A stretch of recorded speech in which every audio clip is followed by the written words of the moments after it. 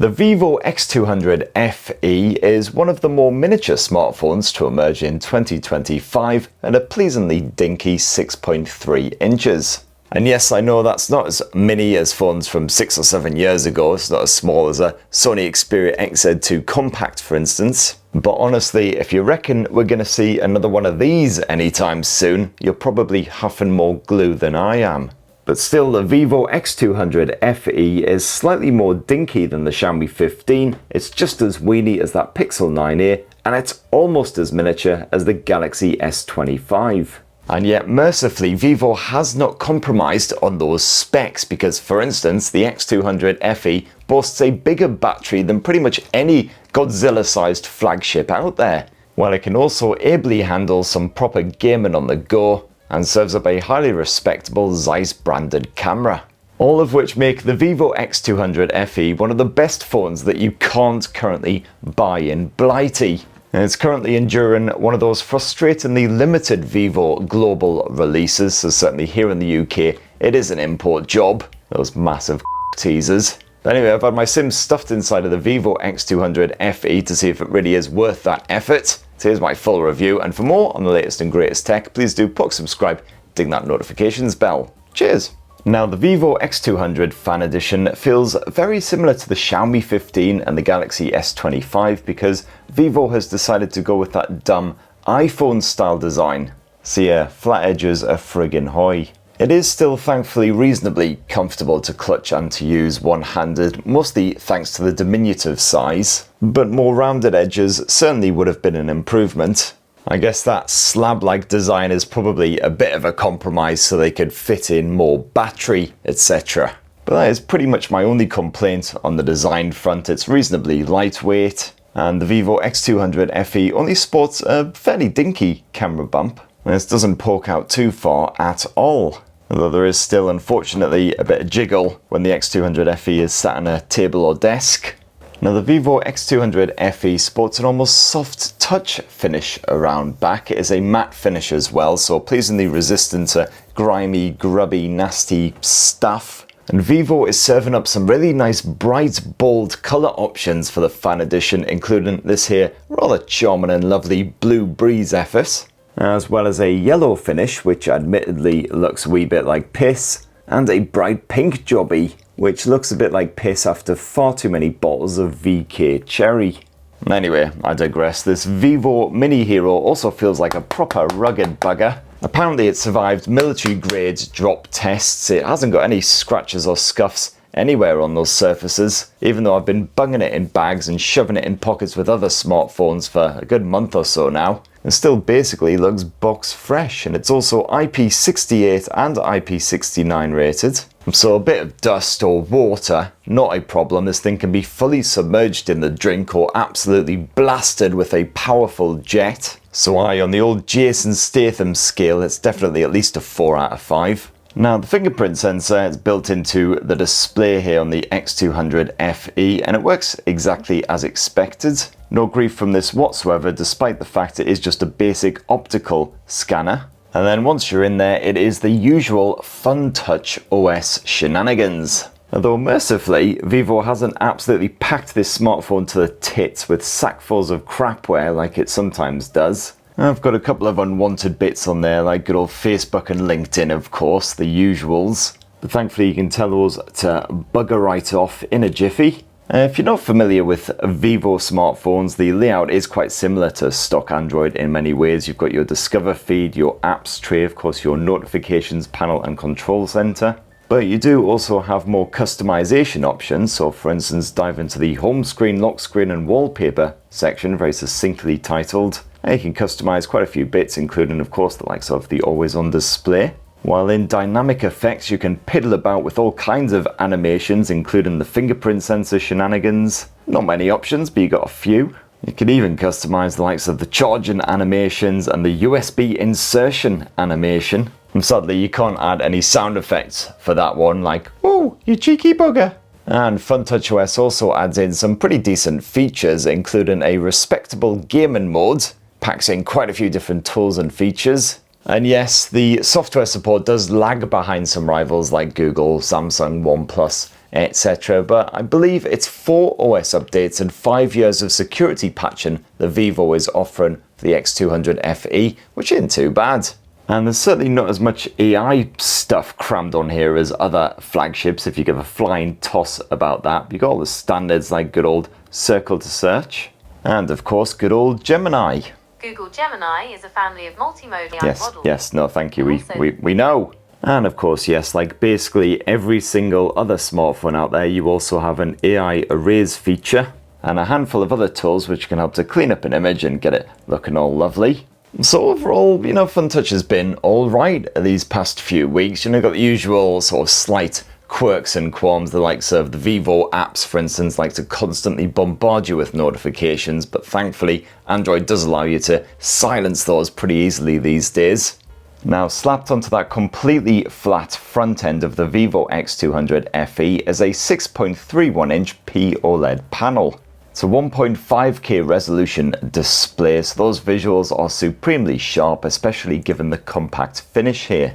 And yes, obviously it is a bit more compact than the screen on most of the modern mobiles, but I still found that the X200 was perfectly comfortable for watching an entire 2-hour movie in a single sitting. Got plenty of display options as you would expect, including the ability to tweak the colours if you want something a bit brighter or bolder. You got full HDR10 streaming support in services like Netflix, or pleasingly natural contrast. And also this panel is immensely bright as well when you max it out, so you can comfortably see whatever you're trying to get up to outdoors, even on an extremely sunny day. Got a bit of PWM dimming if you are sensitive to OLED flicker, etc. And the Vivo X200 FE's stereo speakers aren't bad at all either, considering again that dinky stature. A slightly imbalanced sound, the bottom speaker definitely got more grunt to it than the earpiece speaker, but the clarity still pretty strong even when you max out that volume, and boy howdy, it's pretty bloody loud when you do. No room on this mini marvel for a headphone jack, of course, but I've had absolutely bugger all issues when it comes to Bluetooth streaming. And while there's no Dolby Atmos support or anything like that, you do have Super Audio, which can tweak the sound to suit whatever you're up to. And you can create a custom sound profile. You've even got some pre-existing ones based on age, though sadly none based on how many happy hardcore raves you attended as a stupid child. Now on the performance front, you might think that the Vivo X200 FE is a bit of a lightweight considering it's so dinky, but Vivo has packed in MediaTek's Dimensity 9300 Plus chipset, backed by either 12 or 16 gigs of RAM. And that MediaTek chipset may be over a year old now and not quite as beefcakey as the Snapdragon 8 Elite, which is stuffed inside of the Xiaomi 15 and that Galaxy S25. But everyday running is as smooth as you'd like, and Wuthering Waves and other memory guzzling games play with a perfectly smooth frame rate, helped along by that more than capable G720 GPU. I've enjoyed plenty of playtime with Wuthering Waves these past few weeks, with the visual settings boosted all the way up. And thankfully that gameplay has stayed nice and smooth, consistently good frame rate, even if I've been gaming for well over an hour. And yes, the Vivo X200 FE can get rather warm to say the least. Thankfully not quite so toasty that it's uncomfortable to clutch, but it can be a proper hot wee git at times. My palms are certainly rather moist after an hour or so of Wuthering Waves action. Well, thankfully this rise in temperature doesn't seem to impact the performance at all, but I would say maybe take a break every sort of half hour or so just to allow the X200 to cool back down again. And I haven't noticed this phone getting hot under any other circumstances. It was literally just gaming on Wuthering Waves with the settings all blasted up to the maximum values. I've been shooting a fair bit of 4K 60 frames per second video on this thing, etc, and none of that seemed to bother it. And somewhat incredulously, Vivo has also smashed a massive 6,500 mAh capacity battery into this dinky frame, beating out all other mini phones and pretty much all other phones full bloody stop. I mean, that's even bigger than the battery capacity on the X200 Pro and Ultra models. And on a regular day with my SIM inside the Vivo X200 FE with about 5 to 6 hours of screen on time, plenty of mixed use including some camera play, lots of web browser messaging, all the usual stuff, I typically ended that day with around 50% battery still remaining.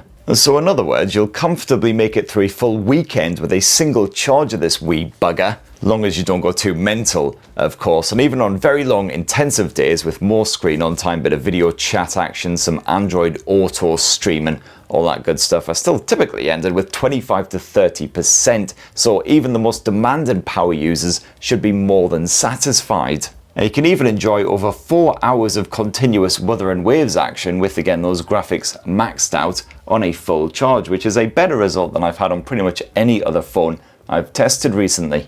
And if you do find yourself running low for whatever reason, you need to give the X200 FE a quick top up, well, no worries, you've got 90 watt wired charging, so bung a cable in its bottom. It finally gets juiced up again pretty damn quick. Unfortunately, however, no wireless charging support. And that is one of few sacrifices you will have to make, so yeah. And last up, my lovelies, let's draw this wonderful Vivo X200 FE review to a close with a squint at the old Zeiss branded camera tech. And what you have here is most of the same hardware as what you'll find slapped on the regular Vivo X200, including a 50 meg main shooter using Sony's IMX921 sensor. You've also got yourself a 50 meg telephoto shooter with 3x optical zoom using that IMX882. And last up, you've also got yourself a basic 8 megapixel ultra wide shooter. Now, I do really enjoy some of the wee touches in Vivo's camera app, such as the ability to quickly cycle from 23 to 35 mils just by tapping the wee zoom slider like so. This certainly really helps with the framing of your photo. If you fancy a bit more control, you can just flick up to enter what is essentially a pro mode with full control over the white balance, aperture level, shutter speed, etc. You've again got those mini steps between the different focal lengths. But for the majority of my testing, I kept it on the automatic photo mode like most people will. I also stuck it on the Zeiss natural filter as well, which is my personal preference. Although if you prefer bolder photos, you can swap to that vivid mode with just a couple of quick pokes. Well, I really like the natural mode. I find that the photos spaffed out by this strike a pleasing balance, allowing vibrant subjects to really stand out without any kind of artificial sheen. And even in softer lighting, those tones still look satisfyingly close to what you'll see with your peepers. And likewise, it's rare for the Vivo X200 FE to saturate any of those tones, even when tricky contrast threatens to ruin your pic. And this dinky blower also delivers consistently accurate color reproduction as you swap between those different lenses. The zoom shooter works well up to around the sort of 250mm equivalent focus before things start to get rather hazy. You'll certainly want to stop long before you hit that maximum 100 times zoom level, which is optimistic to say the least. And that ultra wide shooter, while not serving up as much detail as the other sensors, is still pretty decent. And then Vivo has slapped its usual feature-packed portrait mode on here, so you can once again piddle about with the filters, but you can also mess around with the bokeh effects. And on top of that, you've got various different modes as well, including street portrait, natural portrait, classic portrait. If anything, there's just too much choice here. You can probably waste so much time piddling about with all these various settings that your subject will get bored and piss right off out of it. I mostly just stuck with the simple settings, and I got great results about 9 times out of 10 with a lovely bokeh effect. And also night pics aren't too bad, a bit brighter than expected, although everything needs to be absolutely perfectly still. And you do also have the usual Vivo Aura Flash for those night portraits as well. You can tweak the temperature to make it as warm or as cool as you like to suit the environment and also your subject. Although I did find that if I had this on for more than a minute or so, I did occasionally get temperature warnings saying that that light was getting too hot. But still pretty good if you do like shooting your buddies in the club or whatever. As for the selfie cam, well, that is yet another 50 meg sensor. It's got quite an ultra wide vibe as well if you do have a lot of friends that you want to fit into frame, as I obviously don't. Now, you can shoot video using that front facing selfie camera at 4K resolution at up to 60 frames per second, although the stabilization isn't exactly fantastic at this resolution and frame rate, so I would certainly try and keep your hand as still as possible if you're doing a bit of vlogging action or whatever. You can also shoot a good bit of 4K 60fps video with the back cameras, and this pumps out some slick looking home movies as long as those conditions aren't too dodgy. You've got respectable stabilization, audio pickup is clear as long as it's not a proper blustery day, although annoyingly if you are shooting 4K 60fps footage, you can't flick between the wide and the zoom sensors as you record. You have to actually hit stop, zoom in or out, and then commence recording again. And if you shoot video at night, prepare for some serious murk. And there you have it, my lovelies. There's my full, final, frank review of the Vivo X200 FE. A bloody marvellously compact blower that doesn't make many compromises despite its diminutive stature and the fact that the asking price certainly undercuts a lot of flagships out there. Besides a couple of grumble points like the lack of wireless charge, and it's hard to really have a bit of a moan at this thing. Can get a wee bit hot when gaming, but the performance is still excellent. The battery life is absolutely freaking stellar. The camera tech's pretty bloody good as well, and all crammed into a pleasingly compact form. So I'd have to say that the Vivo X200 FE is one of the best phones of 2025 that you can't actually buy in Blighty. You will have to import the bloody thing, but I'd say if you're after a more mini smartphone, it is certainly worth it. That's what this hairless, clueless twat job reckons. Anyway, it'd be great to hear your thoughts on the Vivo X200 FE down in the comments below. Please do subscribe and ding that notifications bell for more on the latest and greatest tech. And have yourselves a ruddy, wonderful rest of the week. Cheers, everybody. Love you all.